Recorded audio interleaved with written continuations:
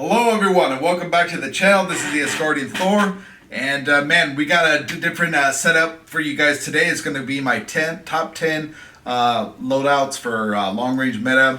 I haven't done a video like this before, so let's get right into it. I think it's going to be a fun one. So the first one up, I thought about putting the Cooper Carbine in as the honorable mention for the 10 spot, but we're going to go type 11.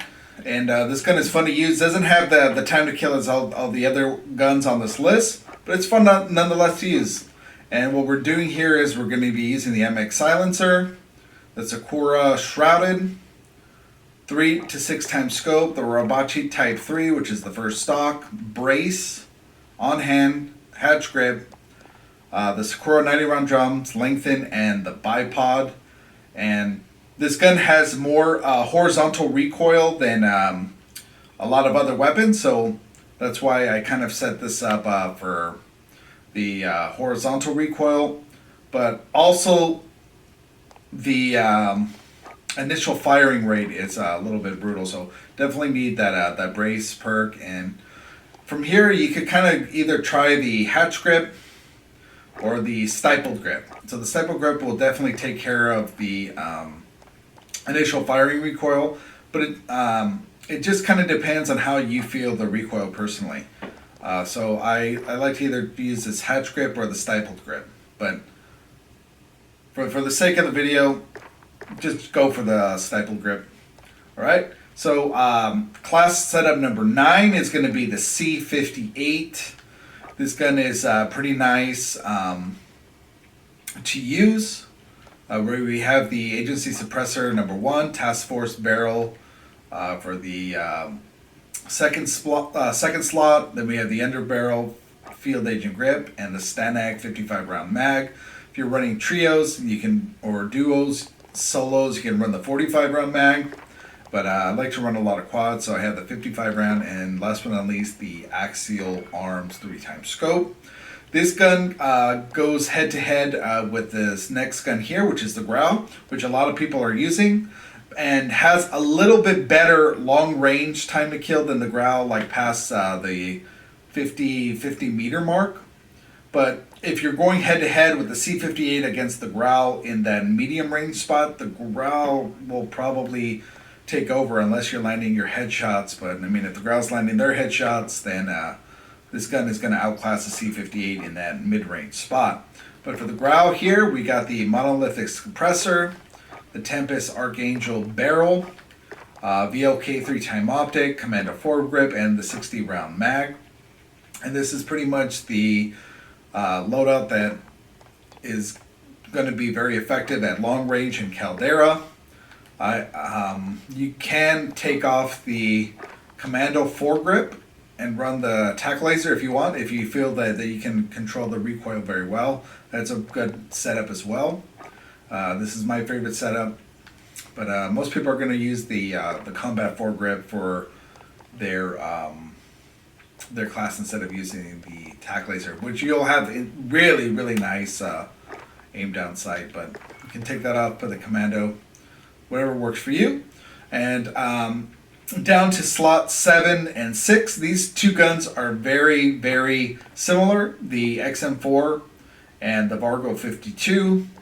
I would recommend just seeing which one you feel better with recoil, but I think the Vargo 52 is just a little bit better in the mid-range spot than the XM4, as the XM4 will have more of a damage drop off into the longer range, and the XM4, I mean the Vargo will have a little bit better of damage drop off before the long range spot.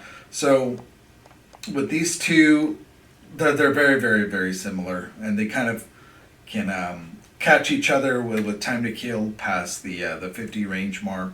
So it just kind of depends on what you like. I personally think the Vargo 52 is a little better, but the XM4 is kind of fun to use. So you can use the agency suppressor, the task force barrel, the 13.5 inch, the axial arms 3 times scope.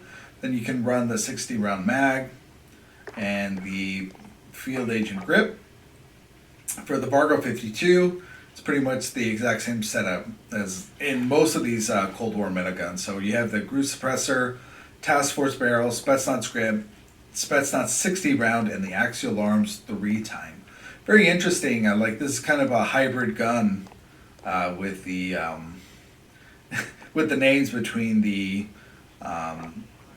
Americans and the Russians. You know, so very interesting. Instead of task force, instead of the let me find one here. So the XM4, you have the agency suppressor and the task force and the field agent. This is kind of like a combination between because you have the Groove suppressor instead of the agency suppressor. You have the task force barrel instead of the Spetsnaz. You have the Spetsnaz instead of the field agent, and it's just kind of interesting to me. So next up is going to be the Grav. The Grav, I did not get dark matter on it. The gun wasn't really viable, but man, this gun is better than both the XM4 and the Vargo 52 if you can handle the recoil. And this is the setup that I have here: agency suppressor, task force barrel, 3-time, field agent, and this 50 round mag here. And if you can control this recoil, this gun is a lot of fun to use. I definitely recommend doing that, and that'll take spot number 5. And the rest of these spots are going to be for LMGs, and we're going to go into slot number 4 now. So the Whitley. The Whitley here has a lot of recoil, so we're going to try to take care of the recoil side, and we're going to try to maximize its damage range and everything like that. So we're going to use the MX silencer here. We're going to use the 28-inch Gracie MK9, the optic SVT 3-6. Now for the stock, I'm going to go with this CGC R4, which is just going to give us a better recoil recovery. So when you're shooting down and you stop shooting, it'll reset to neutral faster. And next up, we're going to go for hard scope, which is just going to give added recoil control. On hand, definitely, we're using an LMG, so we definitely want the faster ADS. And then next up, we're going to have the hatch grip, which is going to give both horizontal and vertical recoil control. For the magazine, we're going to use the 120 round boxes. Now, you're going to get a lot more recoil control and stuff like that with the fire rate with the 45 round mag, but it's just not enough. It's not enough, especially in quads, and you're gonna need something like this 120 round box. So the 150 round box has a ton of visual recoil. It's not even worth using. And same thing with this 45 round mag, just not enough. So this is the next best thing, is this 120 round box. And we're going to use the lengthened for ammunition and then round it off with the bipod, as it does have a lot of recoil. So if you crouch and use this bipod weapon, it definitely makes the gun a lot more controllable, a lot more enjoyable, and definitely a nice little off-meta weapon, but still very, very powerful. Off-meta in the sense that it has more recoil. Very similar to the Grav. Next up is going to be one of this little gems that I found is going to be the Stoner. Has very comparable time to kill with the guns in the top spots here. It just has a little bit more recoil, as I said, with the other guns. But at mid-range, this gun has very little recoil. It's just trying to get the precision shots that makes the gun a little bit harder to use at range, past 100 meters, but still has a great time to kill. The damage drop-off is not a lot. So we have the agency suppressor, task force barrel, 3-time optic. Now I'm going to go with the 120 round mag. It's the first mag here. You can also opt for the fast mag if you just want the reload, but I like this 120 round mag, and then we're going to round off the loadout with the field agent grip. Now here are the next two guns here. The Mg82 Cold War Lmg is very nice to use, but again has a little bit more recoil than the gun in the first spot, especially at long range. But man, the time to kill is very, very nice to use, and this is going to be the setup that I have.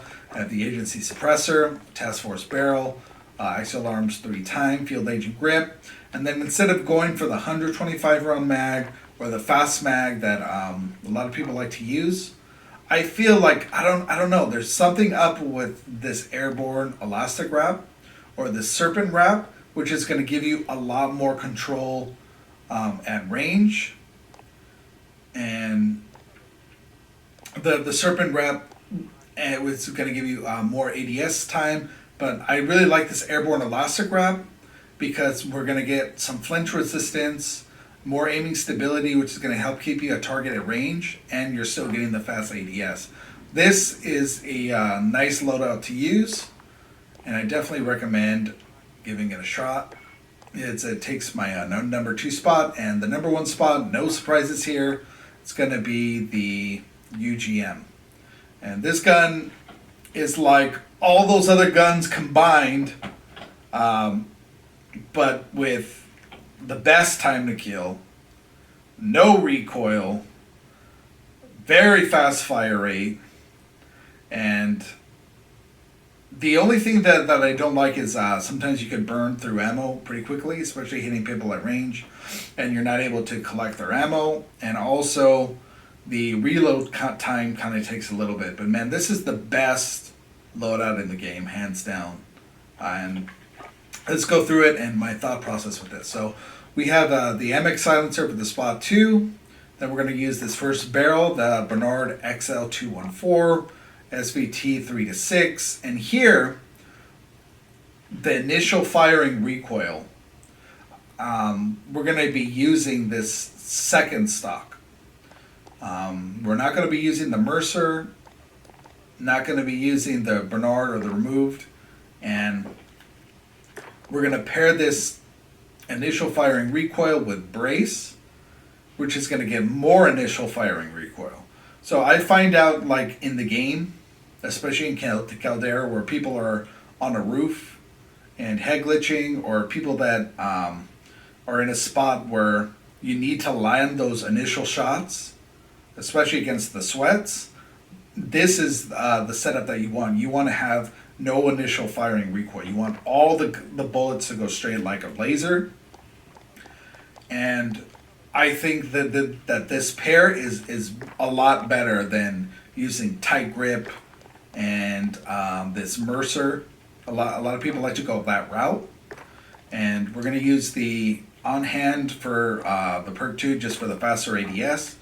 For the rear grip, we have the hatch grip, for it's going to give horizontal recoil control and vertical recoil control, plus some flinch resistance. And for the magazine, we're going to be using the 125 round fast mag. This gun is an absolute laser. This is the best round to use, 125 rounds, and there's no visual recoil. Even though we're getting a little bit of bullet velocity decretion, bullet penetration, a little bit of damage range, the gun still has the fastest time to kill in the game. So, I mean, it's not really any cons to worry about. Then we have lengthened, just going to add a little bit more bullet velocity that we're losing. And then finally, the strife angle. This gun does have some horizontal recoil control. Some horizontal recoil, so we want to get as little horizontal recoil control as possible, and just we'll worry about the vertical. So you just bring your stick just straight down, and not have to worry about correcting left or right, which is always the more challenging of recoils to control. But this is it. This is the king. A lot of people are using it. A lot of people know. And yeah, this is my top 10 list. I hope you guys like this video. Let me know if you guys want me to make a top 10 for subs and stuff like that. And until the next video, I hope you guys slaughter all your enemies, getting ready for this Modern Warfare 2. And that's it. So pretty much until the next video, horns up and skull.